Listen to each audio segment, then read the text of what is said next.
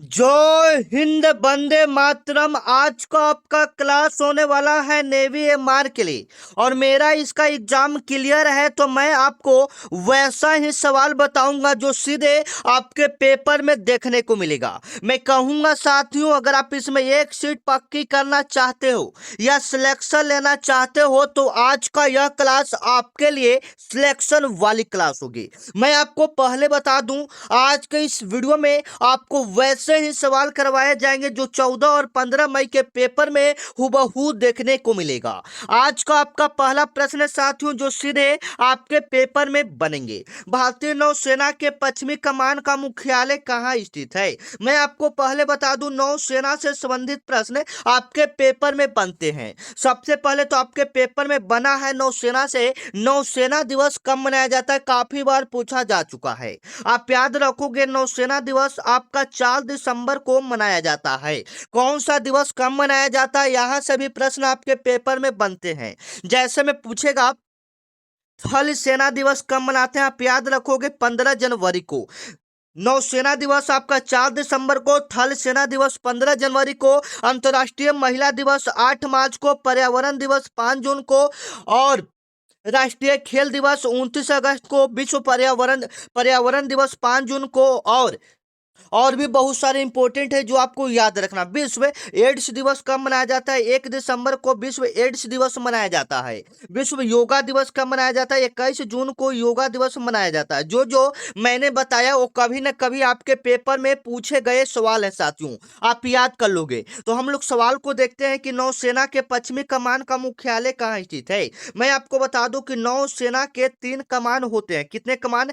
3 कमान, एक पश्चिमी, एक पूर्वी, एक दक्षिणी। तो यहाँ पर पश्चिमी कमान का मुख्यालय पूछ रहा है साथियों, तो पश्चिमी कमान का मुख्यालय मुंबई है और पूर्वी कमान का मुख्यालय विशाखापट्टनम और दक्षिणी दक्षिणी कमान का मुख्यालय का है कोची। ये तीनों याद रखोगे, तीनों आपके पेपर के लिए बहुत जरूरी है।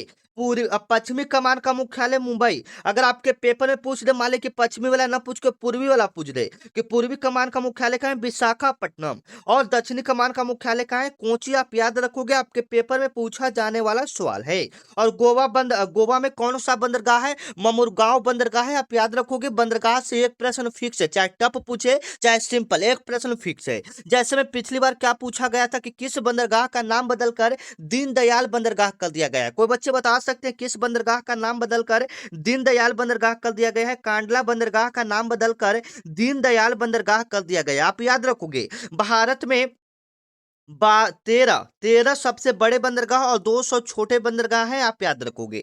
पारादीप बंदरगाह कहाँ हो गया? चेन्नई बंदरगाह कहाँ हो गया? भारत का सबसे बड़ा कंटेनर बंदरगाह कहाँ स्थित है? ये सारे सवाल आपके पेपर में बनते हैं। आपका अगला नंबर सवाल है साथियों जो आपके पेपर में आएगा, स्वराज शब्द का प्रयोग सबसे पहले किस भारतीय ने किया था? आपका जवाब आना चाहिए। आपके पेपर में ऐसा एक सवाल पूछा जाता है, स्वराज शब्द का प्रयोग सबसे पहले किस भारतीय ने किया था? साथियों आप याद रखोगे, स्वामी दयानंद सरस्वती ने स्वराज शब्द का सबसे पहले प्रयोग किया था। इन्होंने आपके पेपर में पूछेगा आर्य समाज का स्थापना किसने किया था? आर्य समाज का स्थापना स्वामी दयानंद सरस्वती ने 1875 ईस्वी में किया था, आप याद रखोगे। अगर पेपर में पूछेगा कि वेदों की ओर लौटो का नारा किसने दिया था? वेदों की ओर लौटो का नारा किसने दिया था? स्वामी दयानंद सरस्वती ने दिया था, आप याद रखोगे। स्वराज मेरा जन्म सिद्ध अधिकार है नारा किसने दिया था? बाल गंगाधर तिलक ने। नारा से भी एक प्रश्न फिक्स रहता है साथियों, कौन सा नारा किस महान व्यक्ति ने दिया है? आपके पेपर में पूछा जाता है। वेदों की ओर लौटो का नारा स्वामी दयानंद सरस्वती ने, स्वराज मेरा जन्म सिद्ध अधिकार है बाल गंगाधर तिलक ने, जय हिंद सुभाष चंद्र बोस ने नारा दिया था, करो या मरो का नारा महात्मा गांधी जी ने भारत छोड़ो आंदोलन 8 अगस्त 1942 ईस्वी को दिए थे। आप याद रखोगे, आपके पेपर में आने वाला सवाल है और आज का यह क्लास आपके लिए एक मॉक टेस्ट के रूप में होने वाला है। जैसा मैं आपको पता है आपके पेपर में 50 क्वेश्चन पूछा जाता है, 30 मिनट का आपको टाइम दिया जाता है, जिसमें से 25 क्वेश्चन जीके का, मैथ का 13, साइंस का 12, यही आंकड़ा रहता है और आज के क्लास में यही रहने वाला है। 25 जीके, साइंस का भी 13, 12, ये मैथ का भी, ठीक है, सभी का रहेगा इसमें। तो आज का यह क्लास आपके लिए टेस्ट के रूप में होने वाला है। जो बच्चे 50 में से 35 प्लस प्रश्न को सही कर देगा उनको मानिए कि यहाँ पर सिलेक्शन पक्का है, क्योंकि एग्जाम लेवल सारा क्वेश्चन है। 14 और 15 मई के सेम सेम ऐसा ही सवाल देखने को मिलेगा, ठीक है। जो बच्चा यहाँ पर 35 प्लस प्रश्न सही कर देता है,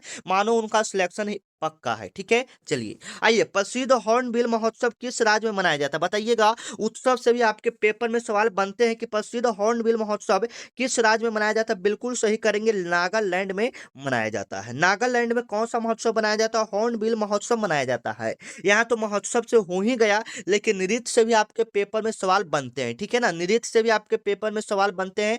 कुचिपुड़ी लोक नृत्य कहाँ का है, भरतनाट्यम लोक नृत्य कहाँ का है, गरबा नृत्य कहाँ का है, ये सारे प्रश्न आपके पेपर में बनते हैं। तो कुचिपुड़ी तो आपका आंध्र प्रदेश का हो जाएगा, भरतनाट्यम आपका तमिलनाडु का हो जाएगा, मोहिनीअट्टम केरल का हो जाएगा, आप याद रखोगे। हॉर्नबिल महोत्सव का त्योहारों का त्योहार भी कहा जाता है, आप याद रखोगे, आपके पेपर के लिए बहुत जरूरी है। त्योहारों का त्योहार किसे कहा जाता है? हॉर्नबिल महोत्सव को कहा जाता है। चलिए, आपका अगला नंबर, संविधान से भी आपके पेपर में सवाल बनते हैं साथियों। कॉन्स्टिट्यूशन से आपके पेपर में सवाल आते हैं। सवाल कह रहा कि भारतीय संविधान की 8वीं अनुसूची में किससे संबंधित है? आपका जवाब कमेंट में आना चाहिए। 8वीं अनुसूची किससे संबंधित है साथियों? आप बिल्कुल सही करोगे, आधिकारिक भाषाएं से। 8वीं अनुसूची में भाषाओं के बारे में बताया गया है, टोटल 22 भाषाओं को मान्यता प्राप्त है। आपके पेपर में सवाल पूछेगा कि भारत में टोटल कितने भाषाओं को मान्यता प्राप्त है? 22। आप 22 भाषा में भारत के कहीं राज्य में बात कर सकते हैं। ठीक है ना, 22 भाषाओं का मान्यता प्राप्त है, ये 8वीं अनुसूची में दिया गया है, आप याद रखोगे। और पूछेगा कि संविधान में कुल कितने अनुसूची हैं? तो 12 अनुसूची हैं, आप याद रखोगे। अनुच्छेद कितने हैं? 395 अनुच्छेद हैं, आप याद रखोगे, आपके पेपर में पूछा जाने वाला सवाल है। और संविधान को बनाने में कुल कितना समय लगा था? 2 साल 11 माह 18 दिन का समय लगा था। ये सारे प्रश्न आप याद रखोगे, आपके पेपर में पूछा जाएगा। संविधान का जनक किन्हें कहा जाता है? डॉक्टर भीमराव अंबेडकर को कहा जाता है। इसका खर्च कितना हुआ था? 64 लाख रुपया संविधान को बनाने में खर्च हुआ था। अगला नंबर सवाल, एक ये स्टार मार्क कर लो, आपके पेपर के लिए बहुत जरूरी है। ठीक है, इसको हम चुन कर लाए हैं, जो आपके पेपर में आएगा। सवाल आपका क्या कह रहा? आईएनएस विक्रमादित्य को भारत ने किस देश से खरीदा था? जो आईएनएस विक्रमादित्य विमान वाहक पोत है, उसको भारत ने किस देश से खरीदा था? कमेंट में जरा बताइएगा। आपको कई बार ऐसे हम बता भी चुके हैं। ठीक है, जिन बच्चों को याद होगा जवाब आना चाहिए सर, ये खरीदा गया था रूस से। कहां से खरीदा गया था? रूस से। बी ऑप्शन आपका क्या होगा? बिल्कुल राइट होगा, जो सीधे आपके पेपर में आएगा। आप लोग जवाब देते चलिएगा, क्योंकि यह मॉक टेस्ट के रूप में होने वाला साथियों। आप लोग टारगेट लेकर चलिए, क्योंकि देखिए लास्ट समय में हमने भी ज्यादा कुछ पढ़ाई खास नहीं किया था। ठीक है, लास्ट समय में ज्यादा हमने टेस्ट लगाया था, महत्वपूर्ण जो टॉपिक है वहां वहां से प्रश्न छाटे थे, हमने ऐसे किया था। ठीक है, तो कटअप जो जाता है साथियों ज्यादा नहीं जाता है, 30 प्लस अगर आप प्रश्न सही कर देते हो 50 में से, मानो आपका एग्जाम क्लियर है। ठीक है ना, और तो कई कई राज्यों का तो 25 भी रहता है, 20 भी रहता है, लेकिन हम एकदम हाईएस्ट कटअप बता रहे हैं।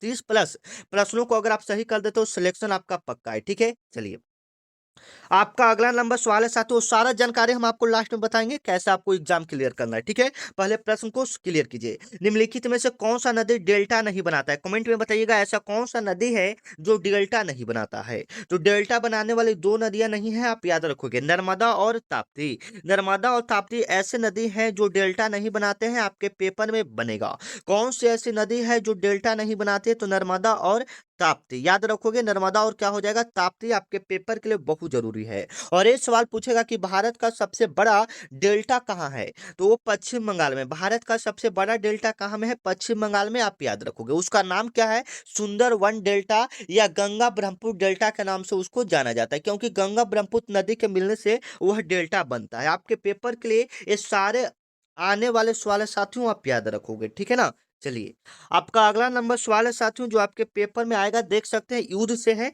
पानीपत का तीसरा युद्ध 1761 में किनके बीच लड़ा गया था? मैं तो कहूंगा आप इस वीडियो को पूरा कवर कीजिएगा, क्योंकि इस वीडियो में सारा आपको आने वाला प्रश्न बताएंगे। पानीपत का तीसरा युद्ध याद रखोगे, मराठा और अहमद शाह अब्दाली के बीच हुआ था 1761 ईस्वी में। आपके पेपर में पानीपत का दो ही सवाल ज्यादातर पूछा जाता है। एक प्रथम युद्ध जो कि 1526 ईस्वी में हुआ था बाबर और इब्राहिम लोदी के बीच, और तीसरा ज्यादातर पूछा जाता है 1761। ऐसे बीच वाला आपका 1556 में हुआ था। तीन युद्ध हुआ था पानीपत का, लेकिन पहला वाला और तीसरा वाला आपके पेपर में सबसे ज्यादा बनता है साथियों, आप याद रखोगे, आपके पेपर के लिए बहुत जरूरी है। ठीक है ना, पानीपत का पहला लड़ाई 1526 में बाबर और इब्राहिम लोदी के बीच, तीसरा आपका मराठा और अहमद शाह अब्दाली के बीच हुआ था, आप याद रखोगे। और बक्सर का युद्ध कब हुआ था? 1764 में, आप याद रखोगे। 1857 की क्रांति, इसे सिपाही विद्रोह के नाम से जाना जाता है, आप याद रखोगे। ठीक है, चलिए आपका अगला नंबर सवाल है साथियों, कमेंट जवाब में आना चाहिए पेपर सिलेक्टेड प्रश्न है, आपके पेपर में जवाब बनेंगे। आपका भी जवाब आना चाहिए, विश्व की सबसे बड़ी मीठे पानी का झील कौन सा, विश्व की सबसे बड़ी मीठे पानी का झील कौन सा साथियों, जवाब दीजिएगा। ये आपका हो जाएगा, कौन सा हो जाएगा, विश्व की बात करें, अगर भारत की बात करता तो बुल्लर झील, लेकिन ये पूरे भारत की पूरे विश्व की बात कराए तो ये आपका हो जाएगा सुपीरियर झील। विश्व की सबसे बड़ी मीठे पानी का झील सुपीरियर झील, अगर भारत का पूछता है तो बुल्लर झील आप याद रखोगे। भारत की सबसे बड़ी मीठे पानी का झील कौन सा हो जाएगा, बुल्लर झील। अगर भारत की सबसे बड़ी खारे पानी का झील पूछेगा, चिल्का झील, ये आपका कहाँ में, चिल्का झील आपका ओडिशा में है, जहां आप ट्रेनिंग करने जाओगे, ठीक है। बुल्लर झील कहाँ में है, आपका जम्मू कश्मीर में, आप याद रखोगे, आपके पेपर के लिए ये बहुत जरूरी सवाल है साथियों, ठीक है। आप लोग बताइए, आप लोग बताइएगा, ठीक है ना। चलिए, आपका अगला नंबर सवाल देखिएगा, ये आपके प्रसिद्ध पुस्तक है, तो ये आपके पेपर में सवाल बनेंगे। जो बच्चे अभी तक चैनल को सब्सक्राइब नहीं किए, प्लीज रिक्वेस्ट है चैनल को सब्सक्राइब कर लीजिएगा, क्योंकि यह चैनल आपके एक बड़े भैया के रूप में है, जो डेली, जब तक आपका 14 और 15 मई को क्लास नहीं होगा, हम आपको डेली ऐसा वन शॉट देने वाले हैं जिससे देखकर आप एग्जाम को क्लियर कर लोगे, ठीक है।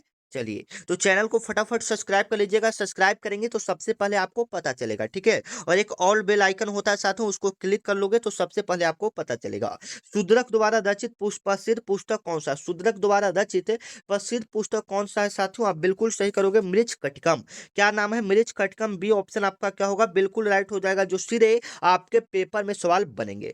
हर्षचरित के द्वारा कौन सा पुस्तक लिखा गया है, तो बाणभट्ट। हर्षचरित के द्वारा कौन सा पुस्तक लिखा गया है, आप याद रखोगे, बाणभट्ट, ठीक है। मुद्रा राक्षस, मुद्रा राक्षस किसके द्वारा, विशाखा दत्त के द्वारा लिखा गया। ये सब प्रसिद्ध पुस्तक है जो आपके पेपर में पूछेगा, हम चारों को बता दे रहे हैं, आप याद रखोगे, ठीक है, क्योंकि ये प्रसिद्ध पुस्तक है साथियों, तो आपके पेपर में प्रश्न पूछ सकता है।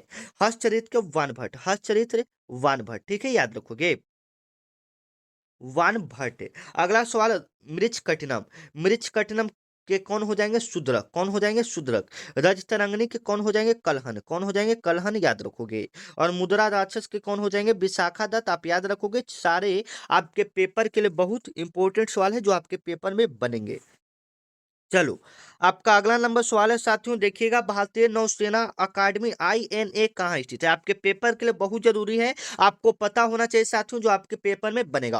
और इसे एशिया का सबसे बड़ा नौसेना एकेडमी माना जाता है, समझ लीजिए, एशिया का, भारत का नहीं, एशिया का, पूरे, मान लीजिए कि एशिया में बहुत सारे देश आते हैं ना, तो पूरे एशिया का सबसे बड़ा एकेडमी नौसेना अकादमी किसको माना जाता है, भारतीय नौसेना अकादमी को। ये कहाँ में स्थित है, एझिमाल केरल में, एझिमाल केरल में है, समझ लीजिए। बी ऑप्शन आपका क्या होगा, बिल्कुल राइट हो जाएगा, जो सीधे आपके पेपर में सवाल बनेंगे। आपका अगला नंबर सवाल है साथियों, देखिएगा, 11 नंबर सवाल है, भारत में नीली क्रांति के जनक के रूप में किन्हें जाना जाता है साथियों, भारत में नीली क्रांति के रूप में किन्हें जाना जाता है, आप लोग क्या सही करोगे, नीली क्रांति के रूप में किन्हें जाना जाता है, नीली क्रांति का जनक किन्हें कहा जाता है, डॉक्टर अरुण कृष्णनंदन को। नीली क्रांति का संबंध मछली उत्पादन से है। यहाँ से एक सवाल आपके पेपर में बनेगा, आपका जवाब आना चाहिए कमेंट में, ठीक है। चलिए, और डॉक्टर वर्गीज कुरियन को श्वेत क्रांति का जनक कहा जाता है, डॉक्टर MS स्वामीनाथन को हरित क्रांति का जनक कहा जाता है, आप याद रखोगे, आपके पेपर के लिए बहुत पूछा जाने वाला सवाल है। चलिए, और सभी को बता देते हैं, श्वेत क्रांति का संबंध दूध से, हरित क्रांति का संबंध फसल से, नीली क्रांति का संबंध मछली से, आप याद रखोगे, ठीक है। चलिए, आपका अगला नंबर सवाल है जो आपके पेपर में आएगा, लोकसभा का सदस्य बनने के लिए न्यूनतम आयु कितना होना चाहिए, आप बिल्कुल सही करोगे, 25 ईयर्स। बी ऑप्शन क्या करोगे, टिक करोगे, ठीक है। और राज्यसभा का सदस्य बनना है तो 30 वर्ष आपका उम्र होना चाहिए। एवं राष्ट्रपति एवं राज्यपाल बनना है तो आपका 35 वर्ष, राष्ट्रपति या राज्यपाल बनना है तो आपका उम्र 35 वर्ष, या राज्यसभा का सदस्य बनना है तो 30 साल, लोकसभा का सदस्य बनना है तो 35 साल, आपको मतदान करना है तो 18 साल, आप याद रखोगे, आपके पेपर में आने वाले सवाल हैं। चलिए, आपका अगला नंबर सवाल है, प्रसिद्ध अजंता की गुफाएं किस काल से संबंधित है, आपके पेपर में सवाल बनेगा, आपका भी जवाब आना चाहिए। और आप लोग बताइएगा, आप लोग को वीडियो कैसा लग रहा है, अगर कोई दिक्कत है इसमें कि हाँ सर इसमें सुधार करिए, तो हम उसमें सुधार करेंगे। अगर अच्छा लग रहा है तो वो भी बताइए, ताकि और भी अच्छा हम इम्प्रूव कर पाए। अगर कोई भी दिक्कत हो रहा है ऑप्शन दिखने में या आवाज, जो भी दिक्कत हो रहा है कमेंट में जरूर बताइएगा, ताकि हम उसमें सुधार कर पाए, ठीक है। तो ये पूछ रहा है कि अजंता की गुफाएं किस काल की है, आप याद रखोगे, एक गुप्त काल का है, ठीक है, आपके पेपर में सवाल बनेगा। और अजंता की गुफाएं पूछेगा किस स्टेट में है, आप याद रखोगे, महाराष्ट्र में। किस स्टेट में है साथियों, महाराष्ट्र में। अजंता की गुफाएं किस स्टेट में है, महाराष्ट्र में, आप याद रखोगे, आपके पेपर में सवाल बनेंगे। आपका अगला नंबर सवाल की ओर चलते हैं, देखिएगा, सार्क का सचिवालय कहाँ स्थित है? सार्क का सचिवालय कहाँ स्थित है साथियों? सार्क का मुख्यालय कहाँ स्थित है? सचिवालय या मुख्यालय दोनों एक ही जगह है। आप याद रखोगे नेपाल की राजधानी काठमांडू में स्थित है। इसका स्थापना कब हुआ था? कोई बच्चे बता सकते हैं? 1985 में। इसका स्थापना कब हुआ था? 1985 में। टोटल इसमें 8 सदस्य शामिल है। आपके पेपर में बनेगा सार्क में कितने देश शामिल है? 8। इसका स्थापना 1985 में। इसका मुख्यालय या सचिवालय काठमांडू में। आपका देश और राजधानी से भी प्रश्न पूछा जाता है, जैसे में पाकिस्तान का इस्लामाबाद, कोलंबो श्रीलंका का हो जाएगा, नेपाल का कहाँ हो जाएगा? काठमांडू, भूटान का थिम्पू। आप याद रखोगे, ये सारे आपके पेपर के लिए बहुत जरूरी सवाल है। अगला नंबर सवाल देख सकते हैं, विश्व का सबसे बड़ा नदी द्वीप माजुली किस नदी पर स्थित है? पिक्चर आप देख सकते हैं, एकदम आपको क्लियर पिक्चर लगा दिए हैं, ठीक ठीक है, देखने के लिए। तो विश्व का सबसे बड़ा नदी द्वीप कौन सा है साथियों? माजुली द्वीप पे। तो ए किस नदी पर है? ये आपका ब्रह्मपुत्र नदी पर है। आप याद रखोगे, ये किस नदी पर है? ब्रह्मपुत्र नदी पर है। ये किस स्टेट में है? तो यह आपका असम में। ज्यादातर यही पूछा जाता है कि यह किस राज्य में है? असम राज्य में है। याद याद रखिएगा, यह दुनिया का सबसे बड़ा नदी द्वीप है। याद रखिएगा, आपके पेपर में सवाल बनेंगे। आपका अगला नंबर सवाल है, ऑपरेशन कैक्टस। ऑपरेशन कैक्टस 1988 में भारतीय नौसेना ने किस देश की मदद किया था? ऑपरेशन कैक्टस में भारतीय नौसेना ने किस देश की मदद किया था साथियों? आप याद रखोगे, मालदीव। किस देश की मदद किया था? मालदीव। बी ऑप्शन आपका क्या होगा? बिल्कुल राइट होगा। ये सारे आपके पेपर में पूछा जाने वाला सवाल है। कब किया गया था? तो 1988 में। याद रखोगे, कब मदद किया गया था? 1988 में। आपके पेपर के लिए बहुत जरूरी सवाल है। चलिए, आपका अगला नंबर सवाल है कि पीर पंजाल पर्वत श्रेणी किस केंद्र शासित प्रदेश या राज्य में आते हैं? ये आपके पेपर के लिए पूछा जाने वाला सवाल है। आप बिल्कुल सही करोगे, जम्मू कश्मीर में। जो बच्चे चैनल को सब्सक्राइब नहीं किए, प्लीज चैनल को सब्सक्राइब कर लीजिएगा, क्योंकि यह चैनल एक आपके बड़े भैया के रूप में है, जो आपको एग्जाम तक डेली क्लास प्रोवाइड करवाएगा। ऐसा क्लास जिससे आपका सिलेक्शन पक्का है, ठीक है ना। चलिए, तो ये जम्मू कश्मीर हो जाएगा। पीर पंजाल पर्वत किस राज्य से संबंधित है? तो जम्मू कश्मीर से। आप याद रखोगे, आपके पेपर में पूछा जाने वाला सवाल है। आपका अगला नंबर सवाल है साथियों, आप सभी का भी जवाब आना चाहिए, हम लोग थोड़ा फास्ट फास्ट करेंगे। इंकलाब जिंदाबाद का नारा किसने दिया था? कमेंट में आना चाहिए। इंकलाब जिंदाबाद का नारा किसने दिया था? ये आपका बिल्कुल राइट आंसर आ रहा है सर, हसरत मोहानी ने दिया था। किसने दिया था? हसरत मोहानी ने। यह 1921 ईस्वी में दिया था। फिर मतलब यह नारा तो सबसे पहले हसरत मोहानी ने दिया था, लेकिन इसको वायरल किसने किया था? इसको मतलब सबसे ज्यादा प्रसिद्ध भगत सिंह ने किया था, ठीक है। तो हम लोग कहते हैं कि इंकलाब जिंदाबाद का नारा भगत सिंह ने, लेकिन सबसे पहले हसरत मोहानी ने दिया था। तो अब यहाँ पर हम लोग क्या सही करेंगे साथियों? तो यहाँ पर सवाल देख रहे हैं क्या कर रहा है, सबसे पहले किसने दिया था? तो हसरत मोहानी ने। सिर्फ पूछेगा इंकलाब जिंदाबाद का नारा, तो भगत सिंह सही करे, लेकिन सबसे पहले किसने दिया था? तो हसरत मोहानी ने 1921 ईस्वी में दिया था। हालांकि जय हिंद का नारा सुभाष चंद्र बोस ने दिया था। ये सारे आप याद रखोगे, ठीक है। चलिए, भारत के किस राज्य की तट रेखा सबसे लंबी है? भारत के किस राज्य की तट रेखा सबसे लंबी है? गुजरात राज्य की तट रेखा सबसे लंबी है, ठीक है, याद रखोगे। ये लगभग कितना है? 1600 किलोमीटर है। आप याद रखोगे, आपके पेपर में सवाल बनेंगे। और दूसरा स्थान पर कौन सा हो जाएगा? आंध्र प्रदेश। आप याद रखोगे, आपके पेपर में सवाल बनेंगे। आपका अगला नंबर सवाल, सारे हम टॉप लेवल के सवाल बता रहे हैं साथियों, जो आपके पेपर में बनेगा। और आपका एग्जाम डेट किस तारीख को पड़ा है? 14 या 15 मई को? एक बार कमेंट में जरूर बताइएगा। और कौन कौन सा स्टेट में या कौन कौन से डिस्ट्रिक्ट में आपका एग्जाम पड़ा है, एक बार जरूर बताइएगा कमेंट में, ठीक है ना। चलिए, ताकि हम देखना चाहते हैं कि कौन कौन बच्चे को ज्यादातर कहाँ एग्जाम दिया। हम मतलब हमको जहां तक पता चला है, कोई कोई बच्चों को बहुत दूर सेंटर भेज दिया है। तो क्या ऐसा बात सही है? कमेंट में बताइएगा। भारतीय नौसेना का आदर्श वाक्य क्या है? भारतीय नौसेना का आदर्श वाक्य क्या है साथियों? सह नो वरुणा। सह नो वरुणा। इसका मतलब होता है कि जल के देवता हमारे लिए शुभ होते हैं, ठीक है। यह क्या है? भारतीय नौसेना का आदर्श वाक्य है। और आप लोग भी जाइएगा तो आप लोग भी नौसेना के अंतर्गत ही आइएगा, ठीक है ना, नेवी, ठीक है। चलिए, आपका अगला नंबर सवाल है, ओमान की राजधानी क्या है? आपके पेपर में बनेगा, राज्य राजधानी से ओमान की राजधानी क्या है साथियों? आप सही करोगे मस्कट। क्या सही करोगे? मस्कट। दोहा किसकी राजधानी है? तो एक कतर की राजधानी। किसका है? कतर का। आबू धाबी किसका है? संयुक्त अमीरात का, ठीक है। संयुक्त अरब अमीरात का, ठीक है, याद रखोगे। चलिए, ऐसे राजधानी से भी बनता है, तो आप याद रखोगे। डांडी मार्च का शुरुआत गांधी जी ने किस स्थान से किया था, जवाब आना चाहिए। ठीक है, डांडी मार्च का शुरुआत गांधी जी ने किस स्थान से किया था, साबरमती आश्रम से। बी ऑप्शन आपका क्या होगा, बिल्कुल राइट होगा। 12 मार्च 1930 ईस्वी, 12 मार्च 1930 ईस्वी में यह आंदोलन शुरू हुआ था, आप याद रखोगे। ठीक है ना, 12 मार्च 1930 ईस्वी में आपका डांडी मार्च शुरू हुआ था। चंपारण सत्याग्रह आपका 1917 ईस्वी में बिहार में शुरू हुआ था, आप याद रखोगे। ठीक है, चलिए। विटामिन बी 12 में कौन सी धातु पाई जाती है, आप बिल्कुल सही करोगे, कोबाल्ट। विटामिन बी 12 में कौन सी धातु पाई जाती है, कोबाल्ट। और विटामिन बी 12 का रासायनिक नाम साइनोकोबाल्मिन होता है और यह कोबाल्ट धातु में पाया जाता है। आपका अगला नंबर सवाल है कि भारत का एकमात्र ज्वालामुखी कौन सा है। सक्रिय ज्वालामुखी का नाम क्या है, बैरन द्वीप है, जो कि अंडमान निकोबार द्वीप समूह में स्थित है, आप याद रखोगे। आपका अगला नंबर सवाल है साथियों, INS Kalvari. INS Kalvari, INS Kalvari क्या है, बताइएगा। आईएनएस कलवरी क्या है साथियों, तो यह एक प्रकार का पनडुब्बी है, यह एक प्रकार का सबमरीन है, आप याद रखोगे। ठीक है, जो कि आपके पेपर में सवाल पूछे जाएंगे। हमने यहाँ पर जीके के 25 प्रश्न को अभी बताया, उसके बाद हम लोग साइंस में चलते हैं। तो सबसे पहले यहाँ पर स्कोर बताइएगा 25 में कितना सही हुआ, ऐसे तो 50 में बताइएगा कितना प्रश्न सही हुआ। ठीक है, आइए अब आते हैं हम लोग साइंस के प्रश्नों में। रॉकेट इंजन, यहाँ पर देखिएगा पिक्चर भी आपका है। ठीक है, रॉकेट इंजन किस सिद्धांत पर कार्य करता है। ठीक है, रॉकेट इंजन किस सिद्धांत पर काम करता है साथियों, बताइएगा। बताइएगा फटाफट, रॉकेट इंजन किस सिद्धांत पर कार्य करता है। तो यह क्रिया के विपरीत प्रतिक्रिया, तो यानी न्यूटन के तीसरे नियम पर। और पूछेगा कि रॉकेट इंजन किस सिद्धांत पर कार्य करता है, तो यह किस सिद्धांत पर कार्य करता है। रॉकेट मतलब किस सिद्धांत पर कार्य करता है, तो संवेग संरक्षण सिद्धांत पर कार्य करता है। ठीक है, आपके पेपर में बनेगा। रॉकेट किस सिद्धांत पर कार्य करता है, संवेग संरक्षण सिद्धांत पर, और न्यूटन के तीसरे नियम का पालन करता है। चलिए, आपका साइंस में 12 प्रश्न बताएंगे, 12 से 13 प्रश्न, तो इसमें भी टारगेट लेकर चलिएगा कितना प्रश्न सही होता है। ऐसे तो लास्ट में हम आपसे पूछेंगे आपने कितना प्रश्न सही किया। चलिए बताइएगा, समुद्र की गहराई मापने के लिए किस यंत्र का प्रयोग किया जाता है। समुद्र की गहराई मापने के लिए किसका प्रयोग करते हैं, फेडोमीटर का प्रयोग करते हैं। फेडोमीटर का मापने के लिए किसका प्रयोग करते हैं साथियों, समुद्र की गहराई।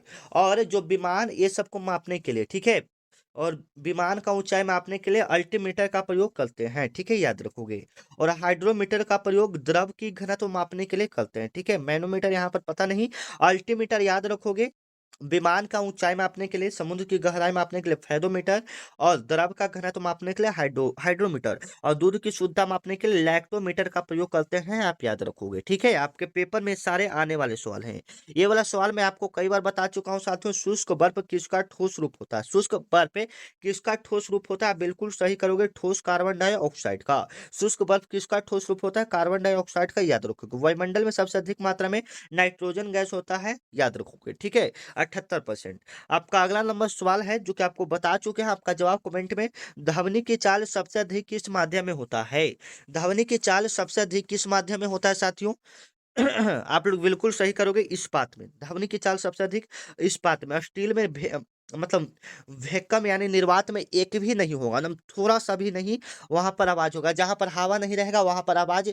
आप मेरे बगल में भी खड़ा रहोगे तो हम कुछ बोलेंगे तो आपको नहीं पता चलेगा। जहां पर हवा नहीं है वहां पर आवाज आपको नहीं दिखाई देगा। ठीक है, तो आप याद रखोगे, इस्पात में ध्वनि की चाल सबसे अधिक होता है। ठीक है, चलिए, आपका अगला नंबर सवाल है, मानव शरीर की सबसे बड़ी ग्लैंड कौन सी, मानव शरीर की सबसे बड़ी ग्रंथि कौन सा है साथियों, यकृत यानी लिवर। इसको क्या बोलते हैं, लिवर बोलते हैं, याद रखिएगा, आपके पेपर में सवाल पूछे जाएंगे। ठीक है, चलिए। और सबसे बड़ी हड्डी का नाम फीमर, सबसे छोटी हड्डी का नाम स्टेपिस, याद रखोगे, आपके पेपर में सवाल बनेंगे। आपका अगला नंबर सवाल है साथियों, देखिएगा, प्रकाश के पूर्ण आंतरिक परावर्तन का उदाहरण कौन सा, प्रकाश के पूर्ण आंतरिक परावर्तन का उदाहरण कौन सा साथियों, आप लोग बिल्कुल सही करोगे।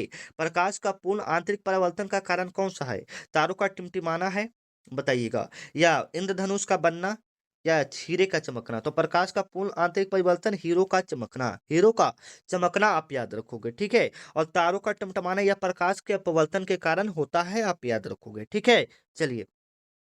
और पानी में छड़ी का टेढ़ा दिखाई देना प्रकाश के अपवर्तन के कारण, लेकिन यहाँ पर पूर्ण आंतरिक परिवर्तन हीरे का चमकना होगा, आप याद रखोगे। ठीक है, आपका अगला नंबर सवाल है साथियों, देखिएगा, बिजली के बल्ब का फिलामेंट किस धातु का बना होता है, यही नहीं फिलामेंट देखते हैं ऐसे रहता है, तो यह किसका बना होता है, टंगस्टन का, सही करोगे। बी ऑप्शन आपका क्या होगा, बिल्कुल राइट होगा।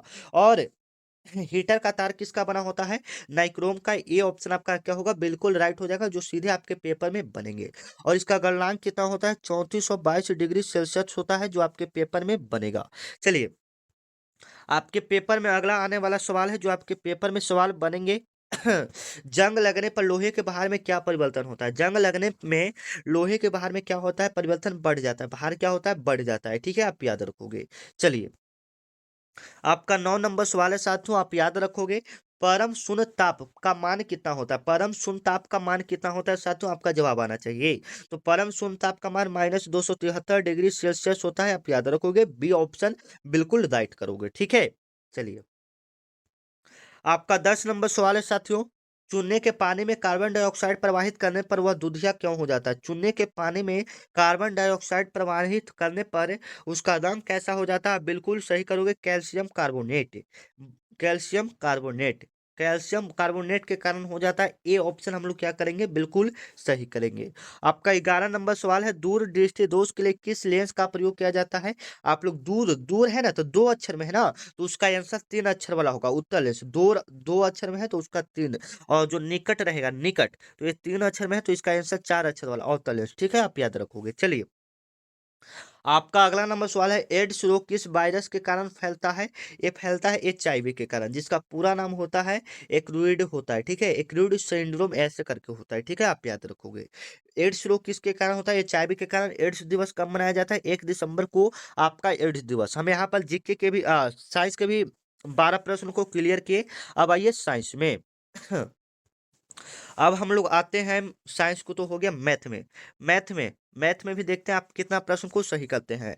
इतना बराबर इतना, तो इतना का मान कितना होगा? x+1/x=5, तो x² + 1/x² का मान कितना होगा? आपके पेपर में सवाल बनेगा साथियों।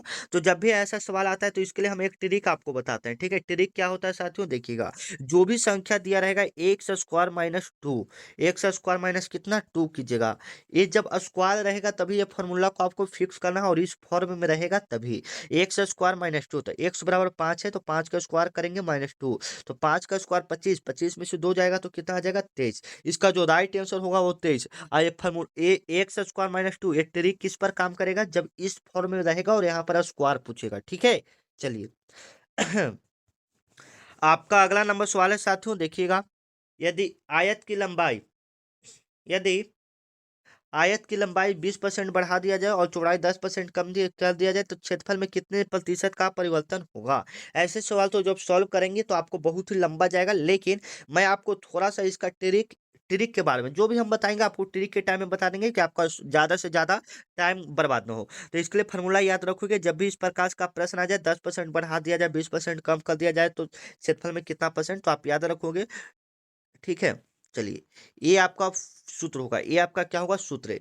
ए कहने का मतलब है लंबाई हो जाएगा, बी कहने का मतलब क्या है? चौड़ाई हो जाएगा। आप इतना याद रखोगे, तो इस पर हम फिक्स करेंगे। ए लंबाई है 20, तो 20 हम लिख दिए। यहाँ पर देखिएगा, बनाने में थोड़ा सा दिक्कत यहाँ पर होगा। ठीक है ना, मतलब लंबाई ए है तो 10, ठीक है, चौड़ाई बी, तो बी कितना है? 10% कम कर दिया जाए, कम मतलब माइनस, तो -10 यहाँ पर करेंगे। 20 - 10 आपका हो गया प्लस, ए गुना बी, तो ए गुना बी मतलब 20 × 10 हो जाएगा। हो जाएगा, समझ रहे हैं ना? 20 × 10 -10, ठीक है। अब बट्टा में कितना? 100। ठीक है, तो एक कट कूट करेंगे आप तो ये 2 बार में कटेगा। ये कितना बार में कटेगा? 2 बार में। अच्छा, इसको अभी काटिए में नहीं, दिक्कत हो जाएगा। ठीक है, तो 20 में से 10 जाएगा तो 10, आप प्लस माइनस माइनस, इधर घटाइए, बताइएगा 200 आएगा। कितना आएगा? 200। कितना आएगा? 200। इधर आएगा 200। देखिए, या 1 मिनट पहले गुना वाला का काम कर लेते हैं। ठीक है, इधर 20 - 10 -200, अब बट्टा में 10। यहाँ जब कैलकुलेशन करेंगे तो बट्टा 100 करेंगे तो आपका 8% वृद्धि आंसर आ जाएगा। ठीक है, अब इसका सॉल्व करके बता दीजिएगा। यहाँ पर हम सूत्र लिख दे रहे हैं, उस सूत्र पर इस ट्रिक की मदद से, क्योंकि यहाँ पर जगह नहीं बच रहा है, नहीं तो हम आपको अच्छे से बता देते हैं साथियों। ठीक है, ये वाला देख लीजिएगा। ठीक है, चलिए, 3 नंबर सवाल। 0.0064 का वर्गमूल क्या होगा? बताइएगा क्या होगा? आपके पेपर के लिए बहुत जरूरी है। तो जब भी इस प्रकार का प्रश्न आए तो इसका वर्गमूल कैसे निकलता है? सबसे पहले वर्गमूल जोड़ा का निकलता है, आप याद रखोगे। तो ये डबल जीरो है तो यहाँ से एक जीरो, सबसे पहले तो इधर जीरो पॉइंट है तो वो रहेगा, और इधर से डबल जीरो है तो एक जीरो, और 64 का वर्गमूल 8। तो इसका राइट आंसर 0.08, बी ऑप्शन क्या करोगे, बिल्कुल सही करोगे। ठीक है, ऐसे आप निकाल सकते हैं। ठीक है, 64 का आपको याद है 8, और डबल जीरो के मतलब कितना निकलेगा ए, इसमें दो गो का जोड़ा लगता है ना, आपको पता होगा, 0.0 इधर 0.08। ठीक है, चलिए आपका अगला नंबर सवाल है साथियों, देखिएगा जो कि आपके पेपर में सवाल बनेंगे। सवाल आपका क्या करा है, 15 वस्तुओं का क्रयमूल 12 वस्तुओं के विक्रयमूल के बराबर है तो लाभ प्रतिशत क्या होगा? जब भी ऐसा प्रश्न आए इसको ट्रिक की मदद से सॉल्व करेंगे। 15 जो वस्तु है उसका क्रयमूल कितना वस्तुओं के बराबर है, 12। तो -12 कर देंगे, बट्टा में क्रयमूल जो है, क्रयमूल 12 वस्तुओं के बराबर है तो 12 बट्टा में 12, और गुना में कितना कर देंगे, 100। इस ट्रिक की मदद से आप इसको बना सकते हैं। सबसे पहले 15 वस्तुओं का क्रयमूल 12 है तो 15 - 12 बट्टा क्रयमूल जितना होगा उसको नीचे, और गुना में 100, क्योंकि प्रतिशत निकालना है तो 100। 15 में से 12 जाएगा 3, 3/12 गुना में 100, 3/12 गुना में 100। जब इसको आप अच्छे से हल करोगे, 3 100 का 12, 4 से 100 25, 25% कट के आंसर है। आपका 6 नंबर सवाल है, sine square 30 degree plus cos square 30 degree का मान क्या होगा साथियों, बताइएगा क्या होगा? Sine square 30 degree plus cos square 30 degree का मान क्या होगा? तो आप सभी को पता है कि sine square theta plus cos square theta का मान कितना होता है, 1। थीटा की जगह सेम है तो 1 हो जाएगा, इसका मान कितना हो जाएगा, 1। आपको पता होना चाहिए। ठीक है, चलिए आपका अगला नंबर सवाल है साथियों, दो संख्याओं का अनुपात 3:4 है एवं उसका लघुत्तम समापवर्तक इतना है तो इसका मान ज्ञात करें। ठीक है, चलिए तो लघुत्तम समापवर्तक क्या होता है, देखिए जब भी आपको लघुत्तम नहीं निकलता है, 3 4 का लघुत्तम कह रहा है कि 120 है, वो भी अनुपात में, तो 3 4 का लघुत्तम नहीं लगता है, को गुना कर देते हैं तो 12 हो जाएगा, 300 का 12 एलसीएम, और उसका एलसीएम दिया हुआ है 120, और अनुपात में था तो हम लोग एक्स कर देंगे, तो कितना बार में कटेगा, x बराबर 10। तो यहाँ पर पूछ रहा है कि उन संख्याओं का योग कितना होगा, उस संख्याओं का योग कितना होगा, तो x बराबर 10 आया, ये 3x आया, ये 4x, तो 3x मतलब 30 हो जाएगा, 4x मतलब 40, तो 30 और 40 70, ये ऑप्शन खत्म। चलिए आपका अगला नंबर सवाल है कि यदि एक गोले की त्रिज्या 7 सेंटीमीटर है एवं उसका पृष्ठीय क्षेत्रफल इतना है, उसका पृष्ठीय क्षेत्रफल क्या होगा, पाई का मान 22/7। ऐसा सवाल आता है साथियों, आप याद करोगे 4 पाई r² गोले का पृष्ठीय क्षेत्रफल होता है, तो 4 गुना पाई/22 का मान, पाई का मान 22/7, और r² मतलब 7 गुना 7 हो जाएगा, 7 से 7 खत्म, 22 दूनी 44, 44 में 7 से गुना होगा साथियों, 616 वर्ग सेंटीमीटर हो जाएगा। आशा करते हैं इतना आप लोग समझ रहे होंगे। चलिए आपका 8 नंबर का सवाल आ रहा है, AC का मान ज्ञात करें। जब भी इस प्रकार से सवाल आए तो AC बराबर आपको निकालना रहेगा, A अनुपात C है तो A/C इसको लिखेंगे, तो A/B गुना में B/C हम लोग इस प्रकार से करेंगे, तो A/B है तो 2/3 गुना में 4/5, यहाँ से हम इस प्रकार से कर लेंगे। आप इसको गुना कीजिएगा तो 2 चौका 8, 25 15, 8:15, ए ऑप्शन बिल्कुल करेक्ट होगा। चलिए 9 नंबर आपका सवाल है साथियों, प्रथम अभाज्य संख्याओं का औसत क्या होगा, प्रथम 5 अभाज्य संख्याओं का औसत, तो प्रथम 5 अभाज्य संख्या कौन कौन होगा, 2 3 5 7 9 होगा, नहीं 11। जो संख्या एक और अपने आप से कटे उसको अभाज्य संख्या, तो 5 को हो गया, और औसत निकालना है तो जितना संख्या रहता है उसको लिख देते हैं। ठीक है, चलिए तो सभी को ऐड करेंगे तो कितना होगा, 2 3 5 5 और 10, इधर जोड़ेंगे तो 28/5, तो टोटल इसको कट करेंगे तो 5.6 आ जाएगा, बी ऑप्शन खत्म। चलिए आपका आज का आखिरी सवाल, यदि एक किसी काम को 10 दिनों में, बी उसी काम को 15 दिनों में, तो दोनों मिलकर उस काम को कितना दिनों में, ये वाला सवाल मैंने लोग पिछले क्लास में आपको बताया था। ठीक है, जब भी इस प्रकार से सवाल आ जाए साथियों, आपको कैसे हल करना है, A गुना B बटा A+B, इसके लिए ट्रिक होता है। इस पर कैसे बैठाएंगे, A गुना B मतलब ए को दिया है 10 गुना 15 बटा में 10 + 15 हो जाएगा, ऊपर वाला को गुना नीचे वाला को जोड़, तो 10 में 15 से गुना करेंगे कितना आएगा बताइए, चाहे ऐसे करते हैं, 10 में 15 से गुना करेंगे 150 बट्टा 10 और 15 25, तो 25 छक 150, 6 दिन में खत्म। ठीक है, आप लोग का आप बताइएगा 50 में से कितना प्रश्न सही हुआ, कमेंट में जरूर बताइएगा। ठीक है, कितना स्कोर हुआ साथियों बताइए, जिन बच्चों का 40 प्रश्न सही हुआ है या 35+ प्रश्न के आसपास है, मानो उनका सिलेक्शन पक्का है, क्योंकि सेम टू सेम इसी लेवल का प्रश्न आता है, क्योंकि मैंने एग्जाम दिया है तो मुझे पता है कि किस लेवल का प्रश्न आता है। ठीक है, चलिए मिलते हैं नेक्स्ट वीडियो में, तब तक के लिए जय हिंद। इस क्लास के PDF के लिए आप टेलीग्राम ग्रुप को ज्वाइन कर सकते हैं, डिस्क्रिप्शन में लिंक है, और जाते जाते हो सके तो क्लास को शेयर कर दीजिएगा, एक दो अपने दोस्तों को भी चैनल को सब्सक्राइब कर दीजिएगा, मानिए कि यह चैनल आपका बड़ा भैया है तो सब्सक्राइब आप लोग को करवाना फर्ज है। ठीक है, मिलते हैं नेक्स्ट वीडियो में, तब तक के लिए जय।